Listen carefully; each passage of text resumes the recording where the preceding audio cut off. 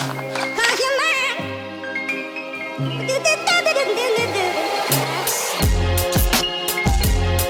halo. Kali ini saya mau update lagi tentang konsol game Sony PlayStation 2 atau PS2. Nah, sebelumnya saya udah cukup banyak update di PS2 ini. Dari sistemnya, penyimpanan, controller, dan sebagainya. Tapi masih belum begitu puas dengan hasilnya. Jadi saya coba bagusin lagi.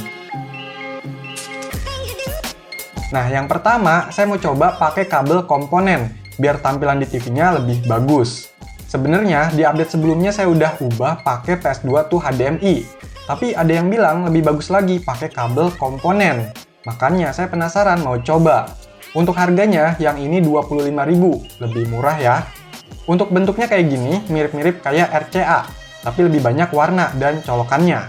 Oh iya, kayaknya nggak semua TV bisa pakai kabel komponen ya, tapi untungnya di TV saya masih bisa nih.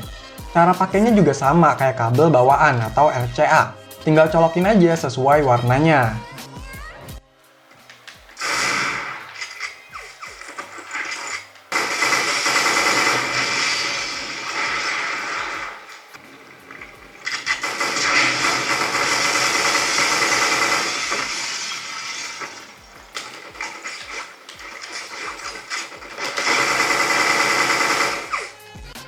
Untuk hasilnya, memang lebih baik daripada kabel bawaan RCA itu. Kalau sama PS2 tuh HDMI, nggak beda jauh sih. Masih sama-sama bagus, cuma warnanya nggak sepekat HDMI. Tapi udah cukup lah. Yang saya suka, kalau pakai kabel komponen, ini nggak seribet PS2 tuh HDMI, yang butuh power tambahan lagi. Yang kedua, saya ubah penyimpanannya pakai harddisk internal. Maksudnya harddisk internal itu bukan dicolok ke USB, tapi ke bagian network adaptor yang lebih cepat transfer datanya. Oh iya, nggak semua mesin PS2 ada network adaptor. Kalau untuk unit saya ini, PS2 FAT SCPH 55.000, itu ada.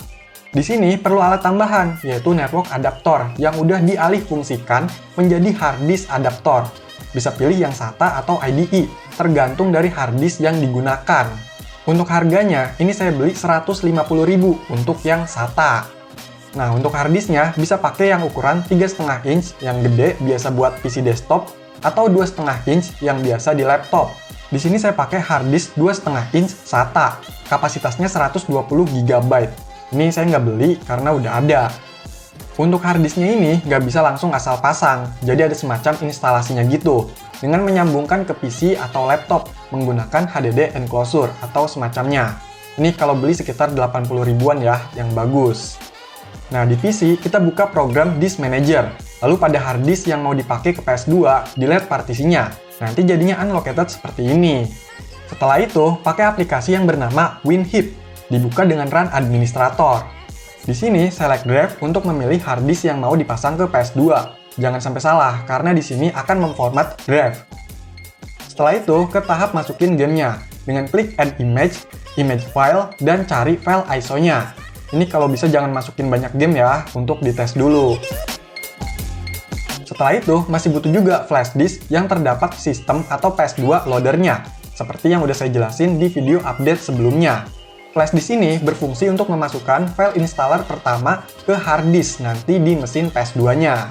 Di flash disk ini, masukkan folder HDDIN, yang di dalamnya terdapat file dev2i dan boot.elf. Kalau udah, baru bisa pasang harddisknya ke PS2. Caranya gampang, tinggal colokin aja ke network adapter ini. Terus masukin deh ke PS2-nya, dan dibaut. Jangan lupa colokin juga ya flash disknya. Oh iya, untuk kondisi mesin PS2 saya ini udah mode chip matrix. Jadi bisa langsung pakai harddisk atau flash disk eksternal, maupun harddisk internal. Yang pertama ini masih jalan pakai sistem yang ada di flash disk. Masuk ke uLaunch, pilih file browser, pilih mesh, masuk ke folder HDDIN, lalu jalankan dev2i, tekan X, dan kalau berhasil, nanti mesin PS2-nya mati otomatis.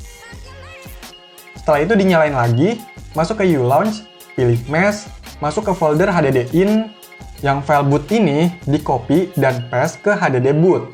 Ini di-replace gitu ya. Nah, untuk instalasinya udah selesai, bisa matiin mesin PS2-nya dan cabut flash disk-nya. Setelah itu nyalakan sambil menekan tombol segitiga dan bulat pada stick. Nanti muncul pengaturan ini, pilih dev2i pada boot mode.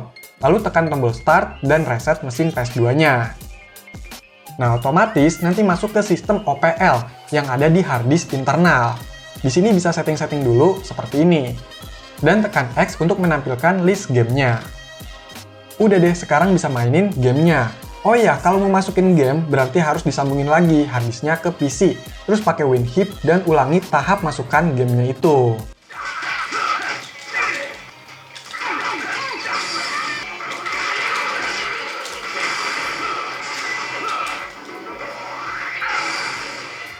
Kalau udah kayak gini, jadi mirip-mirip kayak PS gen di atasnya ya.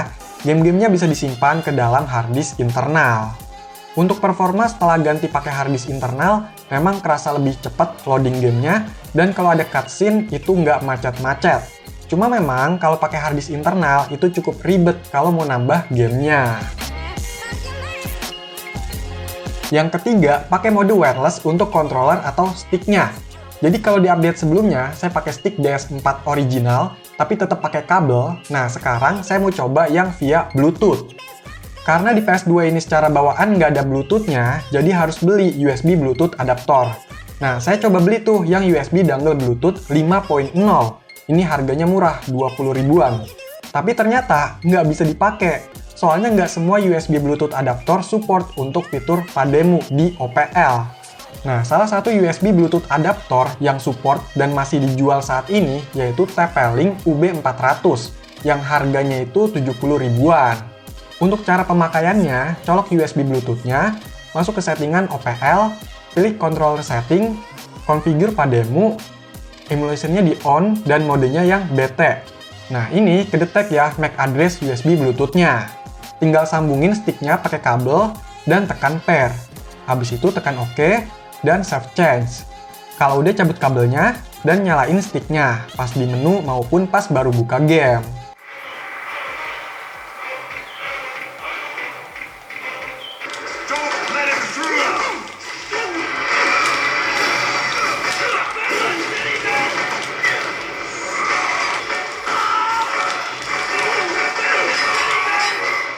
Ya, hasilnya stick DS4 ini bisa digunakan secara wireless. Mantep banget nih. Untuk fungsinya juga normal, tombol-tombolnya bisa, getarnya juga ada, delaynya minim banget, gak kerasa. Udah coba dipakai jarak 3-4 meter, lancar, dan emang lebih nyaman pakai stick original atau yang bagus kayak gini. Harga nggak bisa bohong. Oh iya, selain DS4, bisa juga pakai stick DS3. Tapi saya nggak punya stick DS3 yang original, cuma punya yang KW. Nah, untuk yang DS3 KW ini, saya udah coba dengan mengaktifkan fake DS3 Walkaround. Terus cara konekinnya juga sama kayak DS4 tadi. Itu hasilnya bisa dipakai, jadi ya lumayan lah walaupun kekurangannya itu nggak ada getarnya. Tapi nggak apa-apa lah.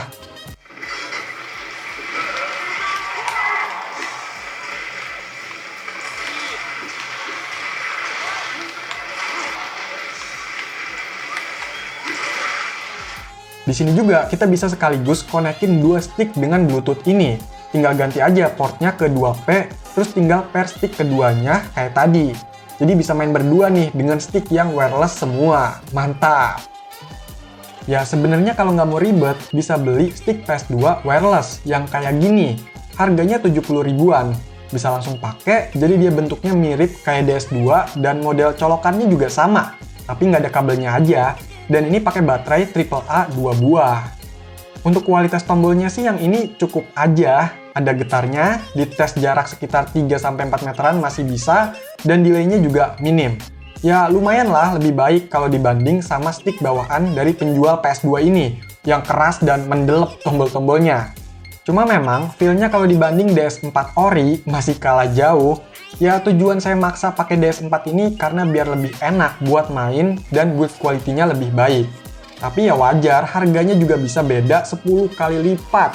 Tapi ini bisa jadi alternatif ya buat yang mau pakai stick bagus di PS2. Untuk memory card sebenarnya udah cukup pakai virtual memory card atau VMC yang ada di fitur OPL ini. Jadi nanti data save-annya itu kesimpan di hard disk. Ya macam PS3 atau lainnya. Tapi setelah saya coba-coba lagi, ternyata ada game yang nggak support gitu. Jadi dia pas nge-save gagal. Kalau udah kayak gitu, mau nggak mau pakai memory card yang biasa. Ya harganya juga sekarang udah murah, yang 64 MB cuma 40 ribuan. Dan kalau pakai memory card kayak gini memang lebih mudah kalau pindah-pindah main di mesin yang lain.